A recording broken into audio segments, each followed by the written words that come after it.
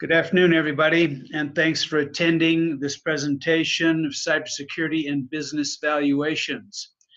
So this presentation will be made today by the partners of Cybersecurity LLC, a full-service cybersecurity company located in Denver, Colorado. My partner, Mitch Tanenbaum, is in the presentation as well today. Mitch, would you like to say hello to the crowd? Good morning, good afternoon, good evening, depending on where you are. Everybody, thanks for joining us. Yes, thank you. Now, this presentation day, you'll notice there's in the slides, you will notice references to valuators, CPA valuators, business valuators. This is a presentation that we originally designed for the training series that we're doing for business valuators. However, do not be concerned, it doesn't matter. There will be nothing in here that's that you won't be able to understand. There'll be nothing. Everything in here is going to be for anyone who owns a business or is interested in owning a business and wants to learn how cybersecurity is affecting business valuations. So that's what this is going to be about. And the reason that we're doing the course in training valuators is because we learn that this is a subject matter that is not being discussed out there, and cybersecurity is not being currently factored into business valuations, but we have learned that even the valuators know that the time has come for this to be done. So this. Let me just inject something here, Ray. Yeah. When it comes to your potential sale of a business or your acquisition of a business, what you want to do from a cybersecurity standpoint is you want to know the situation that you're in, because the last thing you want is to be close to a sale and the buyer or the acquiring party comes and says, well, I'm going to go look at your cybersecurity and make sure that we don't need to go adjust the price. If you get to that point, it's really too late for you to go respond to it. However, if you're considering that you plan to sell your business or be acquired in, say, the next year or two, then now would be a perfect time to go consider the cybersecurity implications of valuation.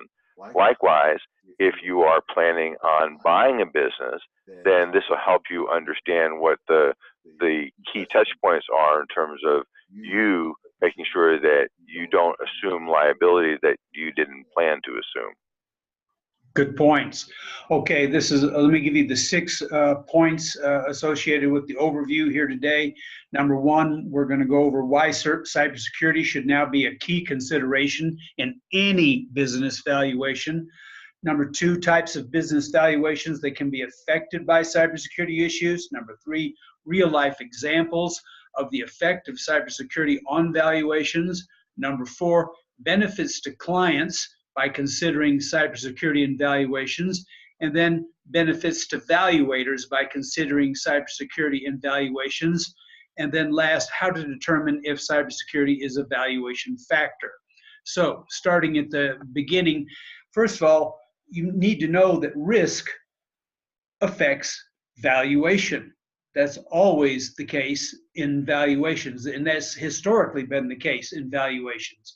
But the thing that's different now is that cybersecurity, for the first time, is being recognized as a risk. So how is that? Most businesses today operate on top of an IT infrastructure that, because of the way it was designed, it is inherently insecure. And so the greater the dependence upon the IT infrastructure to operate any business, well, therefore, the greater the risk. And if a business cannot effectively defend its IT systems and its data from attack, then it is worth less than a business that can defend itself. And that's what we will be discussing in great detail in today's presentation. Mitch, do you have anything to add to this?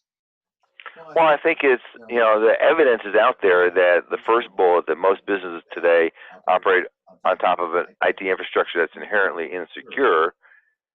How we know that is we listen to the news every day and we hear about the latest breach that's gone on at some company, big or small, local, national, or international. And, we just saw, for example, Wells Fargo the other day, had a total and complete meltdown of their IT infrastructure. You'd think a multi-billion-dollar company would have their IT infrastructure under control. But clearly, now that was not a cyber attack, but still it impacted the business. It certainly impacted a lot of customers. And I'm sure that there's going to be a lot of scurrying around at Wells Fargo to try to understand what happened and how they can prevent that from happening again. In today's world, a company's value is directly related to the value of intellectual property data, client data, application, it's another way of saying software, application data, third-party vendor data, and the amount of unmitigated cyber risk. And by mitigation, we mean when you're mitigating something, you're fixing something. So the amount of stuff that's not fixed related to cyber risk. Companies' value directly related to that kind of value in today's IT-centric world. Anything to add, Mitch? The biggest one, which we don't talk about very much, is the intellectual property theft.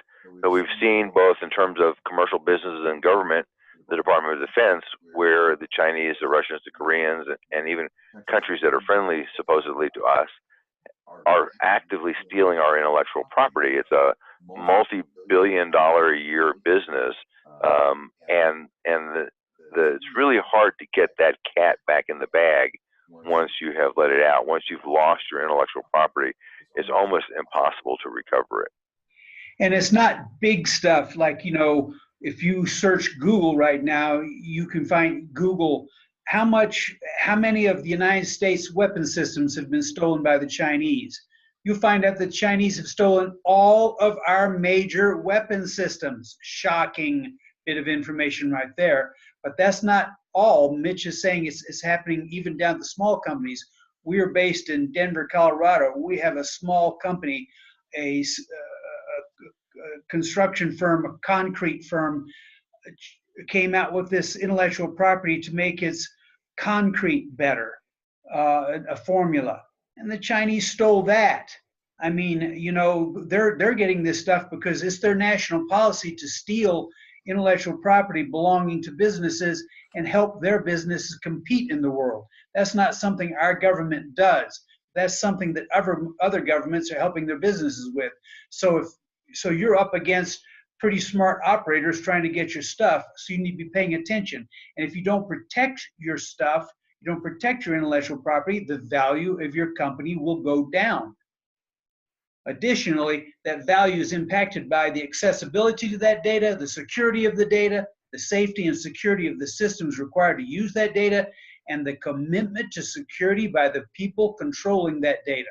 Basically, the value is impacted by how good is your security program and how seriously is it being taken. And Mitch and I can tell you, and any cybersecurity firm can tell you, that in the United States of America, we're not taking cybersecurity seriously at all. It's a joke what we're doing over here. We just had the State of the Union speech occur last week, and the President of the United States didn't mention cybersecurity as an issue. And I've just got through telling you the Chinese have stolen all of our major weapon systems. We're not taking it seriously. Mitch, do you have anything to add to that? Nope. Okay. If a valuator is not aware of these issues, and I mentioned valuator, so that's just, but don't worry about it. Just if you're not thinking and you're not aware of these issues and you're involved in the transaction, you're not asking questions related to these issues, then how can the valuator or you establish a company's true value? You can't. You can't. Things have changed. You've got to know if they've got data that needs to be protected and it's not being protected, that changes the value of the company. And on the flip side, if they have protected it and they can prove it through their documentation and they obviously have a good program, that changes the value in a very positive way. Let's go through some situations wherein cybersecurity can affect a business valuation. Okay, if you go search this on the internet, you can find lists of 25 and 30 ways, you know, that valuators look at this thing. But we kind of synthesized, we kind of, you know, compressed it down to a business sale or purchase. Obviously, that's at the top of the list there. Ownership or marital disputes. Okay, you're fighting over something and trying to establish the value of something. Bankruptcy proceedings. Bank or other financings. Here's one that you're going to start seeing more about. Banks right now are considering, when they're considering making a loan, they're considering, doing cyber due diligence on a company. That's something they should be doing already, but they haven't started doing it. They haven't figured out how to do it, but it's coming in a big way. So the sooner you get ready at your end, the better you're going to be better you're going to be ready to be able to borrow money. Taxation and reporting purposes, litigation support purposes, damages, fraud, etc. The valuators that we've been training and talking to are saying that most of the time when they're called in to do a valuation, it has to do with litigation support issues. And so that makes sense. At that point, then people are suing someone or something and trying to establish the value and establish damages. What's something worth at that point? That's where it comes in. Determination of intellectual property and or blue sky values. Mitch just mentioned that a little bit ago when we talked about it. Establishment or justification of share equity and stock option values. Those are all things. These are basically everything that valuators do, business valuators. This is the things they're looking at, and cybersecurity impacts all of them in one way or another. Mitch, anything to add? Two things to add here. Every time we mention the word valuator, just replace that in your mind with buyer or seller. And second thing is, Ray said that banks are trying to figure out exactly how to use cyber risk in measuring the risk of providing a loan. One place where we've already seen that happening in a big way, and it is not on this list, is in the insurance industry. The insurance industry is insuring against risk, right? If they know that your cyber profile is good, then the risk from a cyber breach goes down, and they know that they can price the premiums a certain way. If they go look at your cybersecurity, and we just saw this recently with a client where the insurance company decided, nah, not really interested in offering you insurance at all. So go find somebody else to get insurance from. Good point. Good point. Okay, let's look at some real life examples. Now we're going to use some examples of large public companies because there's some data available out there. This is a new area. Valuators or no one else really is talking about this yet. And so in large companies have resources to deal with a breach. Small companies file for bankruptcy protection or even dissolve because they can't handle this kind of stuff. But the examples you can be getting would be some stuff that we could find some information on. First one we're going to talk about. Assume for the moment that you had a breach and you had to write a check for something which is very reasonable, $250,000 or $500,000, which is not unusual for a small breach. Is that a check that you could go write right now? Absolutely. It's a tough check. That'll drive many small businesses. There's like 25 million small businesses in the country, and I forget the number of big businesses, but it's just a fraction of that. These are big companies we're talking about here, but we're not hearing the stories about the small companies. We're hearing some stories, of companies that get ransomware attacks or fraudulent wire transfers for $115,000, $120,000. It breaks the bank. They can't handle it. So this issue affects small companies hugely. So the Target breach, December the 2013, 40 million credit cards plus an additional 70 million customer loyalty cards breached. The company suffered through $19 million in fines, $154 million in various settlements. Their 2016 annual report said total costs were $292 million minus $100 million that they got in an insurance payment. $100 million in an insurance payment, that's a big number that they got back. But still, the costs continued to pile up in 2017, 2019, so we don't know everything that this cost, but it cost them a lot of money. It cost Target a lot. It happened in 2013, like we said, still not resolved. And then there's another cost that Mitch threw in here. What's the cost of being distracted by litigation for 5 to 10 years? What's the unfunded liability on that? Mitch, define unfunded liability, please. Unfunded means that you don't have a budget line for that. You don't know. For example, one of the things that Target had to do is they had to go do a lot of advertising after the breach. They had to run a lot more sales. They had to figure out ways to lure customers into the store after the only thing that people heard about Target was, gee, my information is not safe. So all these liabilities that you have, they had shareholder lawsuits that are still in the courts. a creditor lawsuit. They had a whole bunch of lawsuits, and there's no other than what you might have in insurance. And Target has more than exceeded the insurance, and even for those companies that do have insurance, how much insurance do you have? You have $1 million or $2 million of insurance? Well, and we'll talk about this later, but is that really enough insurance for even a reasonable sized breach? That's where you have to go off and look at your risk management and decide, well, how much insurance, because the premiums at this point are still relatively cost effective. So you might want to go look at, I have $1 million. What will it cost me to get $2 million of insurance, and is that a worthwhile thing to do? And how did all this impact the value of Target? So here's a chart here showing back, going from 2008, 10, 20, 13 here. And look at here. Here is the impact of that breach on Target.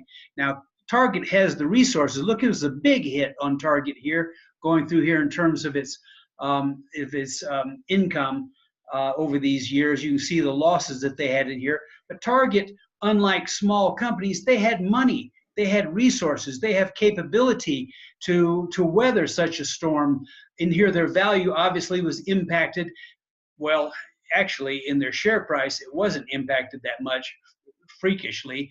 But remember, this was one of the first breaches that were out there, and the market's not recognizing this stuff well enough yet. But it was able to sustain it. It had this was now we were talking about Target. So it had, and also Target has got the ability to, when they got that $100 million of the insurance payment, the insurance company paid them and gave them that money, even though a lot of companies, when they have big breaches, they have made mistakes in terms of reporting information to their insurance companies. And when they make those kinds of mistakes, insurance companies will sometimes not pay those claims because the company has not dealt with the insurance company properly. A company like Target's got lots of money and lots of lawyers, so it can really lean on its insurance company, and it got all that money, which helped it a lot. Now, Mitch, anything about Target more that you want to say? No, I think we've covered that well. Okay, Yahoo. So we had 3 billion accounts, no credit cards stolen, 3 billion accounts broken into. Now, Yahoo was being acquired by Verizon right about this time.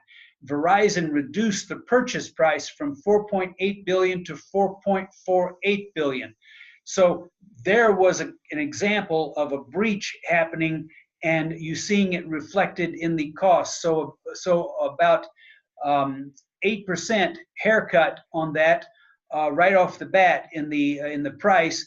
Plus there was remediation costs, loss of customers, business disruption, regular fines, legal costs, etc. Plus retained liability costs. This means that Verizon was making Yahoo retain liability for this situation. So how much liability were they laying on Yahoo in this case?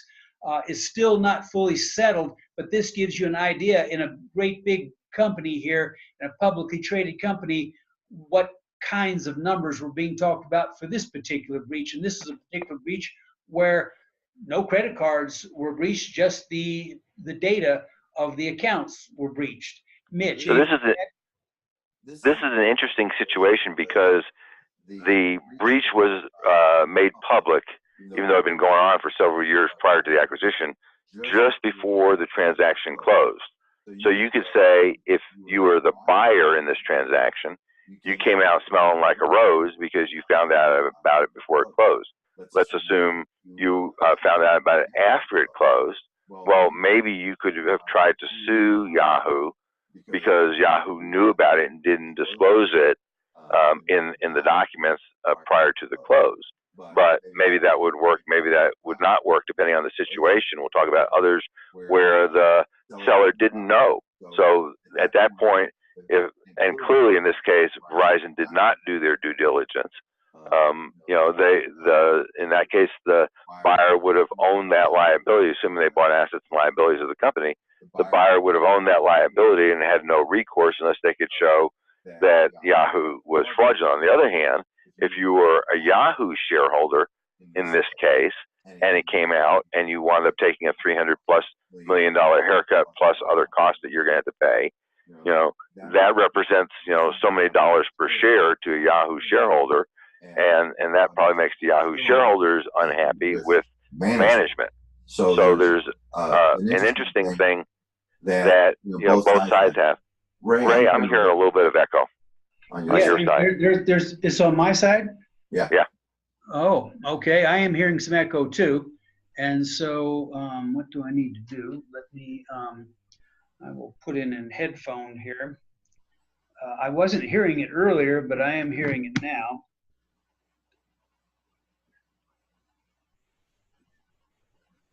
Okay, how about now? Good. It's good. Okay. All right. So let's hit the next slide here. Okay. Now, those are two big publicly traded companies with lots of financial resources and legal support. Now, on the Target deal, they were in a position that even in the middle of Christmas, because it happened in December, they had the resources to put virtually everything in this company on sale in order to drive traffic. So they were able to take those kinds of steps in order to save their business. But smaller companies, that's not the way it works for smaller companies. We don't have those kinds of resources. And I mentioned the insurance issue. What can a smaller company do if the insurance company can't pay? I mean, we've got problems that they don't have. Let's talk about a couple more deals here. The Marriott acquisition of Starwood and the Sotheby's acquisition of Home. So both of these happened in 2018. In both of these cases, hackers had been inside the acquired company systems for years before it was discovered. They were not detected until after the acquisition. So this is a situation where a company was acquired. Marriott had owned the company for 2 years, Sotheby's for 1, and finally the intrusion was detected that case. In neither case was there a holdback for cybersecurity nor retained liability in the sale documents that we know of. So that means these companies. Those are some things that you can do as a buyer to protect yourself.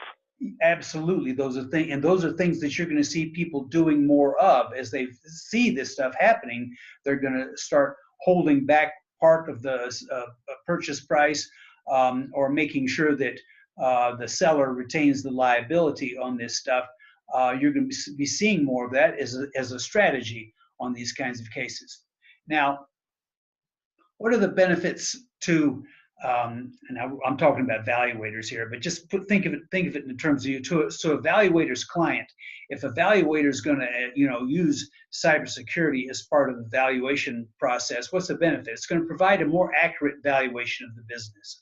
It's going to help the client protect and increase the value of their business. These are obvious things that helps anyone if you're thinking about cybersecurity, right? It helps the client better understand and protect their data, which is inherent in the value of the business. It helps the client better understand and protect their money and their assets. That's what it gets down to in the final analysis: protecting your money, protecting what you have built up, protecting what you've been fighting for all these years. Anything to add to that, Mitch? No, but I think what's going to happen here is we're going to see this becoming more and more to the forefront in acquisitions as buyers become more savvy and understand the risks they're taking on. Absolutely. So to valuators, we'll go over this quickly. And this is why you're going to be seeing this. If you're using a valuator, they're going to be doing this because it's going to reduce the risk and liability associated with valuations that don't factor in. I mean, you guys, if a valuator doesn't factor in and their problem comes up, well, obviously the buyer or seller is going to go back and say, hey, why didn't you look at this stuff? Bringing more value to clients, increasing the value of valuation services, increasing and protecting the value of the accounting practice, gaining competitive edge, creating new profit centers. So that's for them. Okay, so let's talk about this now. How to determine if cybersecurity really is a valuation factor. So as we're training valuators, we're telling them we've got a series of 10 questions here that a valuator can ask up front to find out, is cybersecurity a factor? Does this matter? Is this going to affect the value of a company? And so these same questions that an evaluator can be using, you can use yourself whenever if you're involved in the sale of a business or purchasing a business or any one of those other situations where it can be a factor. Here are some questions that we have 10 questions that we call the cyber valuation threat score. So the valuator, here's the way we have the program that we have when we work with valuators, the valuator worked with the client to answer these 10 questions. Then our company, Cybersecurity LLC, reviews these answers and generates a cyber valuation threat score, high, medium, and low, and recommendations. This is a complimentary service that we provide to valuators because we're trying to build relationships with valuators and get introductions to their clients. That's what we're doing. The valuator and the client then determine the next actions. Now, if the client decides after getting this information not to do anything, then the valuator can document that the issue is addressed, basically covering the valuator's butt. The valuator has the option of asking the client to sign a waiver indicating that the valuation may not be accurate. So heads up to you, this is what's going to be coming down the pike if you're dealing with valuators and trying to buy or sell a business. Mitch? If you are a buyer and you get one of these situations and you do this valuation, you ask these questions and you come up with an answer and you make up your own score, or you work with us as a client of ours, then you can determine what the risk is, and then you can make some decisions in terms of what you want the seller to do. You want the seller to certify, you want the seller to provide reps and warrants, you want the seller to provide insurance. There's lots of things that you can do once you understand that there's risk. Likewise, if you're a seller, a year before you're planning on selling, you ask yourself these 10 questions, look at the risk, and then you can go off and make some decisions in terms of what you want to do to make your business more saleable at the time you put it on the market. Okay, so a high threat score indicates that Cybersecurity LLC believes that cybersecurity issues may negatively impact the company's value. And a low score, obviously, we don't think that. If you've got a beauty salon, a hair, something, a barbershop, something like that, well, maybe it's not even an issue. Don't even worry about it. And remember, cyber risk is a business issue more than it's a technical issue. I mean, a lot of times you might make a business decision that you're willing to take the risk. And if you are willing to take the risk, okay, but you need to be aware of the risk especially when you're buying or selling a business. So in such a case where it was a high risk, we would recommend that a cyber risk assessment be done, and that the valuator then, with a full cyber risk assessment, the valuator is in a position to determine any valuation impact to the traditional valuation models. Anything to add there, Mitch? No. Okay, so here's the 10 cybersecurity valuation test questions that we provide to business valuators. Number 1, does the company have sensitive data that it is responsible for protecting and that might be of value to competitors, criminals, or foreign governments? Intellectual property, client data, non-public personal information. That's the first thing. Do you have any data? If you're a beauty shop and you're not operating online or something like that, well, the answer would be no, we don't have anything or nothing that we really care about, and we're not really worried about it. In that case, then you don't sweat it. But if you do have data, and if you know you've got data, well, that's a different matter. That's a different matter. And I would add one thing here, as we're dissecting the Marriott breach, that we now have reasonable belief that that was from the Chinese. Why was it that the Chinese broke into the Marriott and stole the data? Hint, it had nothing to do with stealing credit cards. They wanted to track the movement of Chinese nationals to see if those people were meeting with U.S. spy agents to go compromise the Chinese government. So their motivation was kind of that's an out-of-the-box reasoning. People would not have normally thought of that as, gee, this is the reason why someone would break into the Marriott. So it's a very interesting thing, and especially as we're seeing these governments that are spying, we're looking at very much of an outside-the-box kind of thinking. So don't go off and assuming, well, I don't have anything that anybody else would want. One recent case we know of was a manufacturer of buoyancy material that's used in the hull of boats.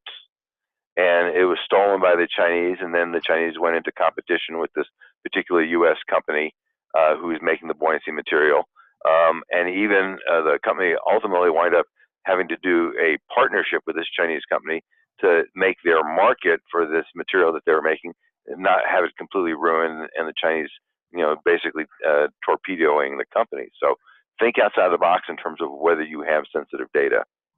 And a secondary thing on that Marriott deal, yeah, the Chinese were looking, to see if there are people who were meeting with intelligence agencies. At the same time, the Chinese are also building dossiers on all American citizens. They're building files on all of us. So any place that they can get a lot of data that includes information about activities of American citizens that will go into the files of American citizens, they're interested. And so that's information that we have to be protecting.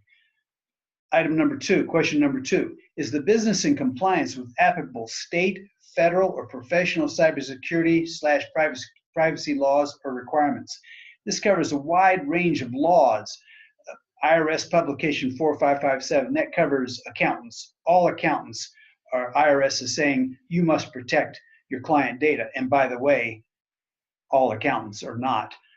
I teach a course on compliance with this 4557 publication from the IRS, and so I know this issue. And accountants are one of the professionals, accountants, lawyers, doctors, part of the 3 professions. They all have a lot of data, and they're not protecting the data on us. If you have an accountant, you should be asking your accountant, what are you doing to protect my data? Okay, state privacy laws. These are being rolled out everywhere. We're in Colorado. Colorado's got a new state privacy law. It says if you have a customer in the state of Colorado, you don't have to be located here. You have to be protecting the data, the non-personal and non-public information the personal information, non-public personal information in Colorado. GLBA, Graham Leach Bliley, financial services, HIPAA's medical, PCI, that's credit card, DOD 800-171, that's military subcontractors and contractors, New York DFS, that's the New York Department of Financial Services, any kind of financial company doing business in New York, GDPR, General Data Protection Regulation, private, the European privacy reg. You can see a lot of different laws, and a lot of them are new laws. So is your business, where is your business doing business, and is it in compliance? If the answer is no to this, that's a problem, that's a risk, obviously. One thing to add here is the state privacy laws are really a moving target. Whatever those laws look like last year, they probably don't look like the same thing this year. They're changing the time window that you have to notify. They're changing the definition of what data you have to notify if it got disclosed. They're changing who you have to just tell about a breach. All these different kinds of changes. They're changing the new Colorado law, covers all business. You could be a one-person home-based business. The new Colorado law that went into effect last September covers you. So these state privacy laws are constantly changing, and you need to stay current with that, because if you thought you were compliant a couple of years ago, you may or may not be compliant now. In 2020, next year, California has a new law, Assembly Bill 375, that's going to have a very, very strong privacy component. So if you have clients in California, that will affect you starting next year. The United States does not have a national privacy law yet, but it's being talked about because the GDPR, the European law, is taking effect and impacting our big global IT companies like Google and Facebook and Amazon. And so this is a conversation that's now hitting the shores of the United States. The California law is a miniature version, a watered down version of the GDPR, but the conversation is coming. So if you own a business right now and you're thinking you're going to be making an exit in 3 or 4 years or something like that, now is the time to start thinking about cybersecurity right now and getting your ducks in a row so that you can get a higher value for your business when it's time to exit. Number 3, does the business have a significant online presence? The more that you're online, obviously, the more exposure you have. You're an IT kind of business. So that's something that will impact you. Number 4, does the company develop and or maintain online applications that collect sensitive information or which are crucial to the operation of the business? Again, related to the IT infrastructure. If you have developed applications, that leads to a very, very sensitive issue, and that is what we call in the cybersecurity business a secure software development lifecycle. Was that application developed with security in mind? We can tell you right now that is a huge problem for the country, and we have vast amounts of software that have been developed and deployed in this country wherein security was not even thought about when they were developing this stuff. And now they're trying to go backwards and do it after the fact, which is very difficult. Mitch, anything else? In fact, it used to be that most software was held accessible inside the 4 walls of the company. That's no longer the case. Most software now is web-based, and so where it used to be that an attacker had to break into your company in order to steal your data, compromise your systems, now most of the attacks we're seeing are coming from offshore. They're coming from foreign countries that are not friendly to the United States, whether it's North Korea or Ukraine or many countries in Africa. So that makes the risk factor much higher. Unfortunately, the software development process in most companies, including large companies, I might add, not just small companies, has not been modified to go accommodate the fact that there's now a new risk. So, for example, if you're developing applications and you're not doing application penetration testing on a regular basis, then you've got a risk that you don't really know the scale of that. Because until you get friendly people trying to break in and figure out whether you've got a problem, you don't really know whether you've got a problem. We see the case all the time. People saying, "Oh, I've got my IT developers, and we're doing our stuff in AWS," and so they say we've got security covered because we're in AWS. Well, it's true that at certain levels of the AWS environment, there is some security that AWS provides, but only at the lower levels. And the upper levels are all your responsibility. And if your IT guy is blithely telling you that everything is covered, that's a major warning flag in your mind. That is not the case. Now, it can be done correctly within the AWS environment. As a matter of fact, that's really a great place to do it, but you got to know what you're doing and you got to have a focus on it, and it's not already done out there for you. Number 5, does the company have a written cybersecurity program? I mean, it's just kind of like a basic thing. You have to have, it's a commitment to security. Do you have a commitment to security? And it starts with a written program.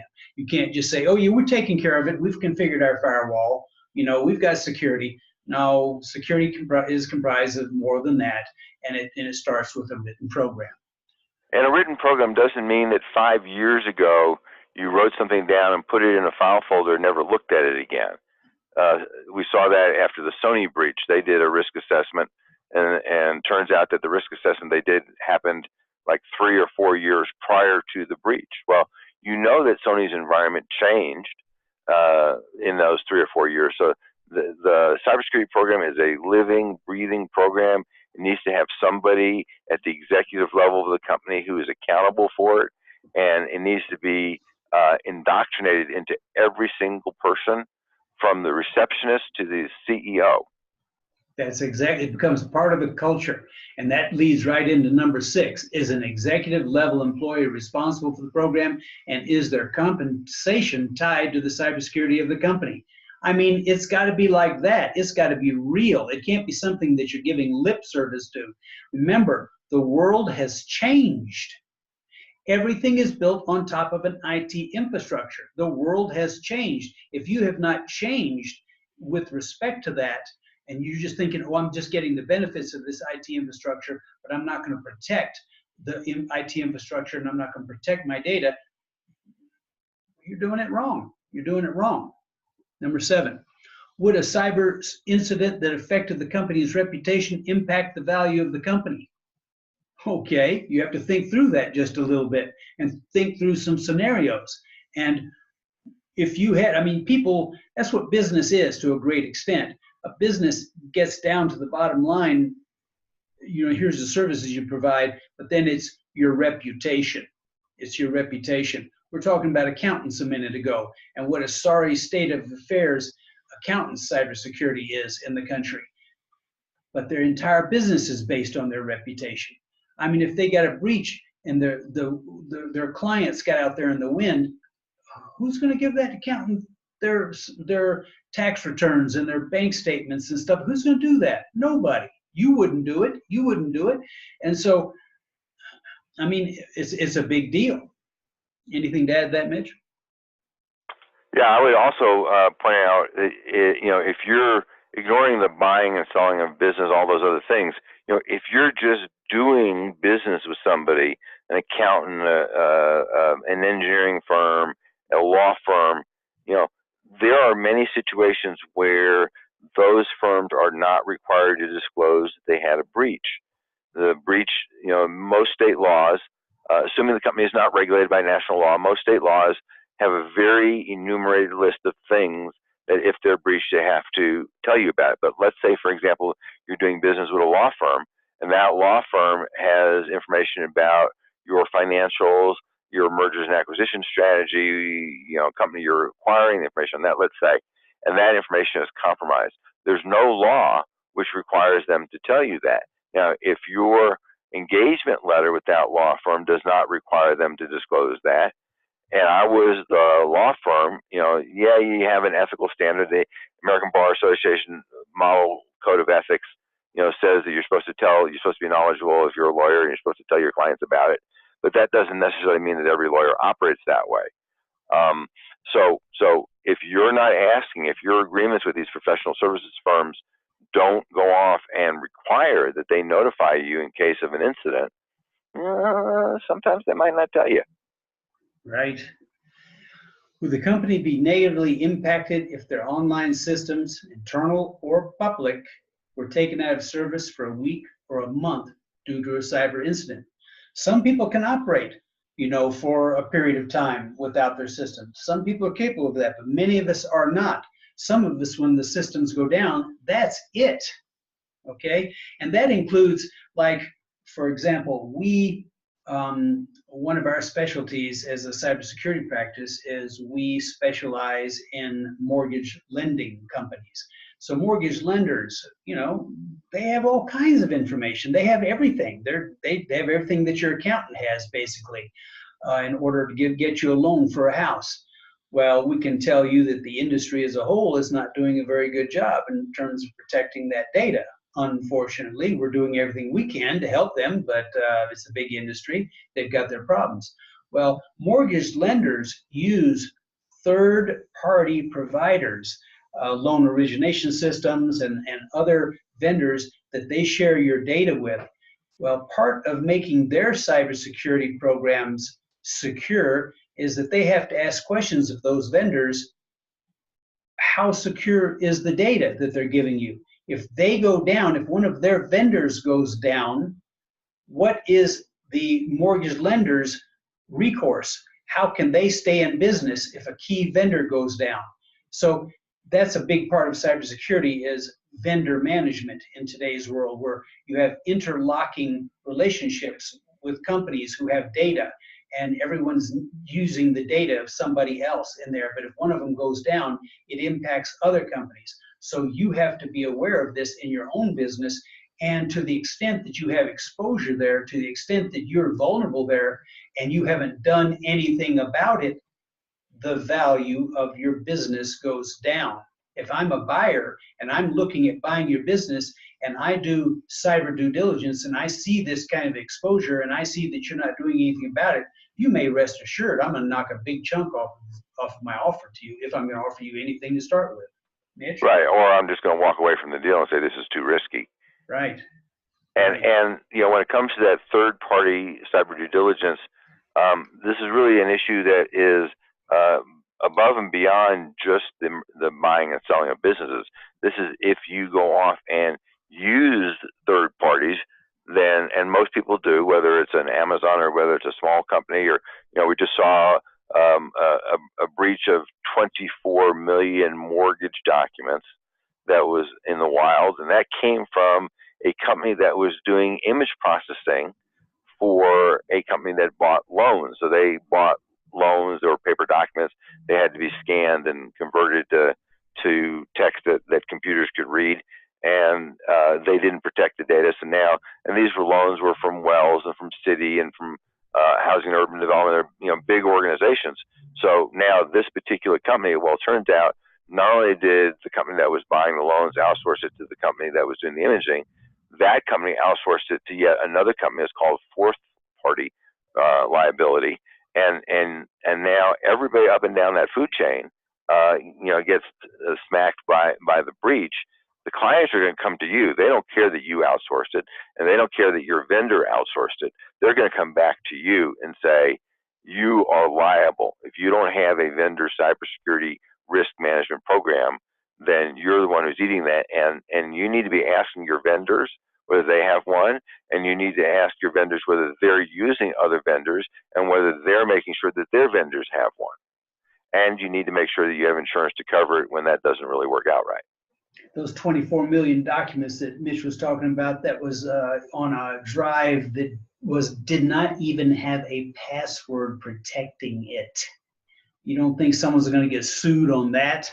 You don't think some value of somebody's company is not going to drop because of that? I mean, that's just like, wow. Come on, passwords are too hard to use. Really?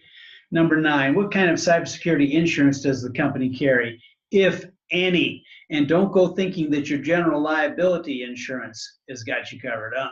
It might have some words in there about cyber insurance. So cybersecurity insurance is not like car insurance or home insurance or other business. This is non-standard, which means states don't regulate it and don't have a standard form for it out there. So that means Lloyd's of London and these big underwriters, they get their lawyers to write up these policies. And let me tell you, these policies are hard to read. They're designed to be hard to read because, it's their product and whatnot. And so you've got to make sure that you have a very good, knowledgeable cyber insurance broker selling you that policy. But if you have a good broker, and if you don't have one, let us know. We've got a couple. We don't make any money off of this, but we'll be happy to share you the names of a couple of them that we know in the Denver area that are very good, have a lot of experience, and can get you the right kind of policy. And the good news is right now, since cyber insurance is a brand new form of insurance, and the insurance companies do not know how to rate the risk for this stuff yet. They don't know what they're doing, basically. It's a buyer's market right now, and they haven't had many claims right now because a lot of people don't want to turn in any claims because they're afraid their premiums are going to go up and whatnot. People just don't understand cyber insurance. So it's a great time to buy it, but you've got to be smart about it and know what you're getting. You need a good broker for that. Mitch, anything on that? Nope, I think you covered it. All right. Number 10, last question. Has the company ever had an incident? Virus, ransomware, business email compromise, wire fraud, breach of NPI. Have you had a problem? Has there been anything that you know of? Okay, I mean, that's another question. I mean, if you had some breaches and you haven't done anything about it, what does that say? If you had a breach, sometimes that's the best thing that could have happened to you, because now they got your attention and now you're doing something about it and you're starting to work. The way we get customers usually one of 3 ways. Number 1, someone's had a problem, a breach, an incident. Okay, that's got their attention. Now they call us. Number 2, they have a big customer telling them, hey, we're not going to do business with you unless you get your cyber ducks in a row. We can't do business with you anymore. Or number 3, regulatory compliance issue. Those are the 3 main ways we get customers. Very rarely do you get a business leader who knows they've got data to protect and they take a proactive stance on it and get ahead of the power curve on it. It happens, but it's rare. So have you had a breach? Those 10 questions. When evaluated, we train valuators to ask those 10 questions. And if you get, and then based on the answers, those 10 questions, we will create a cyber valuation threat score on that. And then we will either say, there's no worry, there's no threat here, or, yep, there's a threat here and it's high, medium, or low. and someone needs to look into this further before you do the valuation. That's the way the process works out here. If now we're not doing this presentation at this point where we can take any questions. Mitch, do you have anything further to add? I think, what we're seeing is this is, if you go look at cyber risk, the whole cyber industry, the first computer was invented around World War II. So the whole industry is like, 70 years old. The PC was invented in mid-1980s. That's about 30 years. The internet became popular in the 1990s. So that's like 20 years or came into kind of existence. So if you're looking at this, this is a very new problem. Every year, the risk goes up. And, smart companies are looking at this risk and trying to understand, try to see the future and understand, we're going away from in-house servers to cloud-based servers. We're going away from paper-based systems to automated systems. And we have a client who's in the printing business, and, everybody who works in that company has a special purposed handheld computer it's got a wand that they use and a computer that's actually strapped to their arm. And if those computers go down, their business stops. They can't do anything because they can't move material in their business process. This is where we're seeing businesses go. And I don't care what you are, whether you're a professional services firm, let's say you're doing environmental risk mitigation. All that stuff is online. You're doing electronic tests. You're sharing data with third parties to understand what the liability is. And this is only going to become a bigger issue as time moves on and people become more automated. So to the degree that you start addressing cyber risk as an integrated part of your business process, every single company that's listening to this webcast has a chief risk officer, a CRO. Now, here's the bad news. For many of those companies, that person does not know that they are the CRO. Their official title might be Chief Financial Officer, CEO, Chief Operating Officer, but they are also the Chief Risk Officer. Now, if you don't have somebody whose job description is managing cyber risk for the company at an executive level, then nobody is minding the store when it comes to that. And you're going to be reacting when an incident happens, not if an incident happens, but when an incident happens. So now is the time, whether you're a valuator, a buyer, seller, or just a business owner, that you need to start looking at cyber risk and understanding what the implications of cyber risk are to your business. If you're watching this presentation right now, that means you were looking for it on YouTube and you found it, so you had an interest in it. I hope this information was of value to you. If you have any questions, if you need any help, give us a call. Look at our website and give us a call. We're in this business. Obviously, we understand what we're doing. We're teaching valuators how to do it. Give us a call. We'll be happy to help you. Good luck out there, and pay attention to cybersecurity. Have a good day. Thank you.